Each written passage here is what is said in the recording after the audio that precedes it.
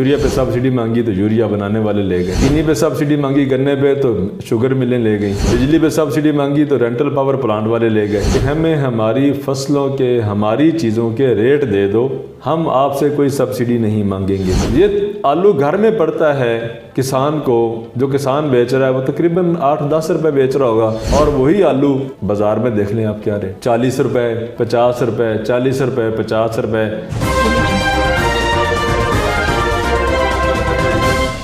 السلام علیکم۔ پروگرام نئے آغاز کے ساتھ میں ہوں حمزہ ہاشمی اور میرے ساتھ آل پاکستان کسان اتحاد کے بانی اور جنرل سیکرٹری رانا محمد ظفر طاہر صاحب موجود ہیں۔ رانا صاحب آپ کو پروگرام میں خوش آمدید کہتے ہیں۔ شکریہ۔ ناظرین سے گزارش ہے کہ جنہوں نے ابھی تک ہمارا فیس بک پیج آل پاکستان کسان اتحاد فالو نہیں کیا تو کسانوں کی آواز بننے کے لیے ہمارا پیج فالو کریں تاکہ کسانوں سے ریلیٹڈ کوئی بھی نیوز ہوئے تو سب سے پہلے آپ تک پہنچے۔ رانا صاحب، اگر کوئی کسانوں کی فصل اچھی ہوتی ہے، اس کی پیداوار بہتر ہوتی ہے تو کسانوں کو اس کے اچھے ریٹ نہیں ملتے اور نہ ہی عوام کو اس کا فائدہ ملتا ہے، اور اگر دوسری طرف پیداوار کم ہوتی ہے تو جو بحران پیدا ہوتا ہے اس بحران کو بھی حکومت سنبھال نہیں پاتی۔ رانا صاحب، اس حکومت میں یا ہر حکومت میں یہاں ہر ظلم کسان مزدور کے ساتھ ہی ہوتا ہے؟ بسم اللہ الرحمن الرحیم۔ ایک شعر سے آغاز کرتے ہیں۔ حبیب عالم مرحوم کا ایک شعر ہے کہ سرے ممبر جو خوابوں کے محل تعمیر کرتے ہیں، سرے ممبر جو خوابوں کے محل تعمیر کرتے ہیں، علاج غم نہیں کرتے فقط تقریر کرتے ہیں۔ تو یہ خالی اس حکومت کا مسئلہ نہیں، اور مانگنے والوں کو یہ بھی پتہ نہیں کہ ہم نے ان سے مانگنا کیا ہے۔ وہ ہیں ہم، میں ہوں، میرا طبقہ کسان ہے۔ ہمیں یہ بھی پتہ نہیں ہے کیونکہ قوم کو اتنا شعور نہیں دیا گیا کہ ہم ان سے مانگیں کیا۔ ہم نے جب بھی ان سے مانگی تو کوئی خیرات ہی مانگی، جیسے جو بھی جا کے کوئی لیڈر بیٹھتا ہے، کوئی کی بھی کسان رہنما ہو تو وہ کہتا ہے جی بجلی پہ سبسڈی دے دیں، کھاد پہ سبسڈی دے دیں، چینی پہ سبسڈی دے دیں، یوریا پہ سبسڈی دے دیں۔ اچھا، وہ مانگتے ہیں ہمارے نام پر اور لے کوئی اور جاتا ہے۔ مثال طور یوریا پہ سبسڈی مانگی تو یوریا بنانے والے لے گئے، چینی پہ سبسڈی مانگی گنے پہ تو شوگر ملیں لے گئیں۔ اچھا جی، بجلی پہ سبسڈی مانگی تو رینٹل پاور پلانٹ والے لے گئے۔ مانگتے ہم ہیں، لے کوئی اور جاتا ہے۔ اصل میں ہمیں پتہ ہی نہیں کہ ہم نے مانگنا کیا ہے۔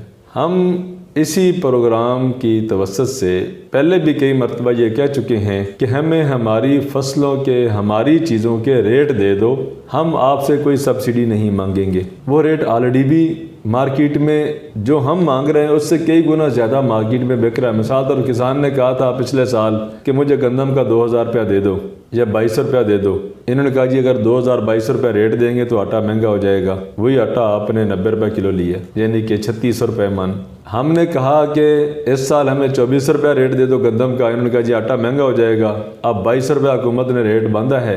اس کے اوپر بھی کئی وفاقی وزیر اختلاف کا شکار ہیں بیچارے، تو وہ کہیں گے کہ آٹا مہنگا ہو جائے گا اگر 2400 روپیہ ریٹ دے دیا کسانوں کو تو، اور آٹا پھر ان سے قابو کوئی نہیں آنا، آگے الیکشن کا سال آ رہا ہے، پھر من مانیاں ہوں گی۔ اب گنے کا ریٹ ابھی 240 روپے چل رہا ہے، اور 240 روپے گنے کا مطلب ہے 6 روپے کے جی گنا بک رہا ہے، اور 600 روپے جو گنا ہے 100 کے جی کا ریٹ، اس سے آپ 1200 روپے کی چینی بنا رہے ہیں، بگاس علیحدہ نکلے گی، شیرہ علیحدہ نکلے گا، تو ہزاروں روپے پر 2.5 من پر کما کے تو ابھی بھی سبسڈی کوئی اور لے جائے گا، اور چینی پھر مہنگی ملے گی، کیوں جی مہنگی گنا مہنگا ملا تھا۔ یعنی یہ ساری ڈرامے بازیاں، آپ جس چیز کے اوپر آپ ذکر کرتے جائیں آپ حیران پریشان ہوتے جائیں گے کہ کسان کو کیا مل رہا ہے، اور آگے منڈیوں کے ریٹ کیا ہیں، اور اس کے بعد آگے جو پرچون کے ریٹ ہیں دکانوں کے وہ کیا ہیں۔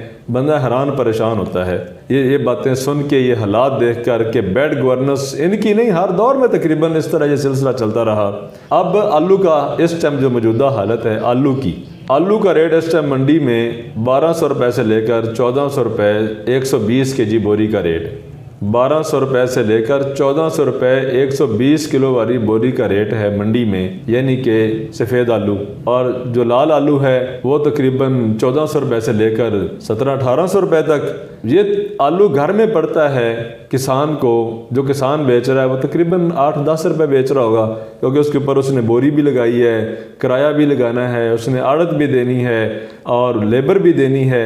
یہ تقریباً وہ 400-500 روپیہ 600 روپیہ اس کا خرچہ نکل جاتا ہے۔ پیچھے اس کو 7-8 روپے کے جی آلو پڑے گا جو وہ گھر پیسے لے کر جائے گا، وہ بھی اس کو چیک ملے گا یا کوئی وعدہ ملے گا جو بندہ لے کے چلا جائے گا، اور وہی آلو بازار میں دیکھ لیں آپ کیا ریٹ، 40 روپے 50 روپے 40 روپے 50 روپے، کسان بیچ رہا ہے 8-10 روپے اور منڈی والا اس کو آگے 30 روپے بیچ رہا ہے. آج منڈی کا ریٹ 28-30 روپے.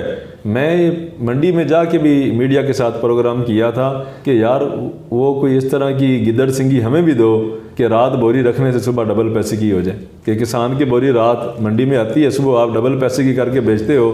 کہ ایسا کوئی کلیہ کوئی حلیہ ہمیں بھی بتاؤ کہ اب کلیہ اختیار کر لیں یا حلیہ دھار لیں ہم. صاحب آپ نے کہا کہ کسانوں کو کوئی بات کر دی جاتی ہے، چیک لکھ کے دے دیا جاتا ہے، کسان کیش پہ ڈیل کیوں نہیں کرتے؟ مجبوری ہے نا، کس کے پاس لے کے جائیں. حکومت نے ایک ادارہ بنایا تھا TCP، ٹریڈ کارپوریشن پاکستان، کہ اگر جب کوئی فصل بڑھے گی، کوئی بمپر کراپ ہوگی تو کسان کا نقصان نہ ہو، ملک کا نقصان نہ ہو، تو وہ ادارہ TCP خرید کر آگے مختلف ملکوں سے ڈیل کر کے اس کو بیچا کرتا تھا، ایکسپورٹ کرتا تھا. اس دفعہ TCP نے نہ تو آلو خریدا، نہ کپاس خریدی، نہ کچھ اور خریدا. TCP نے گندم خریدی تھی آج سے 2 سال قبل، وہ 18,000 میٹرک ٹن گندم ان کے گوداموں میں جل کے خاک ہو گئی ہے، مٹی بن گئی ہے، زہر بن گیا ہے. وہ نہ انہوں نے کہا کہ نہ یہ ہمارے کام کی نہ تمہارے کام کی. ملک کو اربوں روپے کا خسارہ ہو گیا اور بھائی صاحب بیٹھے ہوئے چپ کر کے. مطلب ہے کہ وہی پالیسی کی بات جو میں پہلے بھی کر رہا ہوں کہ ہمیں کوئی پالیسی نہیں دی گئی. ہمیں گندم کا ریٹ دیا گیا، جب گندم زیادہ ہوگی تو گورنمنٹ خریدے گی نہیں، رلائے گی، کم ہوگی تو چھیننا شروع کر دے گی. ہمیں گنے کا ریٹ دیا گیا، گنا زیادہ ہو گیا تو کسی نے اس ریٹ پہ لینا نہیں، کم ہو گیا تو ملوں والے ترلے کرتے پھریں گے ذمہ داروں کے جا کر کہ یار گنا ہمیں دے دو. اسی طرح ہم کہتے ہیں کہ ہمیں کم از کم 10-12 فصلوں کی اور ریٹ دے کر اس کے اوپر کوئی ملک کے اندر پالیسی بنائی جائے. مثال اور جو بڑی فصلیں ہیں ان کے اوپر ہمیں امدادی قیمتوں سے مراد یہ نہیں کہ ہمیں کوئی پلے سے پیسے دیے جائیں، کہ قیمت مقرر کر دی جائے. امدادی قیمت کا مطلب یہ کہ ایک قیمت اس کی بنا دی جائے. مکئی ہے، آلو ہے، ٹماٹر ہے، مٹر ہے، دالیں ہیں جیسے چنا وغیرہ، یعنی جو اشیاء خرد و نوش، یہ انہی کی قیمت مانگ رہا ہے نا کسان، کہ وہ ہمیں دے دی جائیں جس سے ہم ایک آسان طریقے سے قوم کو بھی چلا سکیں، کسان کی بھی مزدوری بن سکے. ابھی اس ٹائم جو ٹرانسپورٹ کی صورتحال ہے، آپ اندازہ لگائیں کہ تیل اپ ڈاؤن ہو رہا ہے، کرایہ چاہے وہ پبلک ٹرانسپورٹ ہے یا گڈز ٹرانسپورٹ ہے، انہوں نے حشر مچایا ہوا ہے. تیل بڑھتا ہے. مثال ایک گاڑی چلی ہے اوکاڑا سے لاہور آنا ہے، اس نے یہ جو 110-20 کلومیٹر کا فاصلہ ہے، اگر تیل 20 روپے بھی بڑھ جاتا ہے پر لیٹر تو وہ گاڑی تیل کھا رہی ہے کوئی زیادہ سے زیادہ وہ 40 لیٹر تیل کھا جائے گی.